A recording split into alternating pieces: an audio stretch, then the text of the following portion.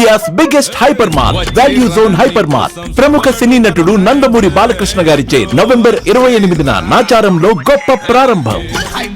Social మీడియాలో ఎవరు అసభ్యకర పోస్టులు పెట్టినా అరెస్ట్ చేస్తామని చెప్పిన సీఎం చంద్రబాబు నాయుడు ఆ దిశగా చర్యలు తీసుకోలేదని విమర్శించారు అంబటి రాంబాబు. కేవలం వైసీపీ కార్యకర్తలను అరెస్ట్ చేయడమే కాకుండా వాళ్ళు బయటకు రాకుండా ఆర్గనైజ్డ్ గా పనిచేస్తున్నారని మండిపడ్డారు. టీడీపీ నేతలు కార్యకర్తలు మాపై పెడుతున్న అసభ్యకర పోస్టులను ఆధారాలతో సహా పోలీస్ స్టేషన్లలో ఇస్తున్నామని, మరి వారిపై చర్యలు ఎందుకు తీసుకోవడం లేదని క్వశ్చన్ చేశారు.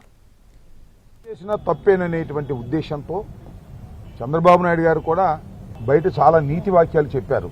వైఎస్ఆర్ కాంగ్రెస్ పార్టీ వారే కాదు, తెలుగుదేశం పార్టీ వారైనా సరే అసభ్యకరమైన, వ్యంగ్యమైన, చట్ట వ్యతిరేకమైన పోస్టులు పెడితే వాళ్ళని కూడా అరెస్ట్ చేస్తామని చెప్పారు. మరి ఈ ప్రభుత్వం వచ్చిన తర్వాత మా వాళ్ళని అయితే అరెస్ట్ చేశారు, వందలాది కేసులు పెట్టారు, కానీ ఒక్కరిని కూడా అరెస్ట్ చేయలేదు.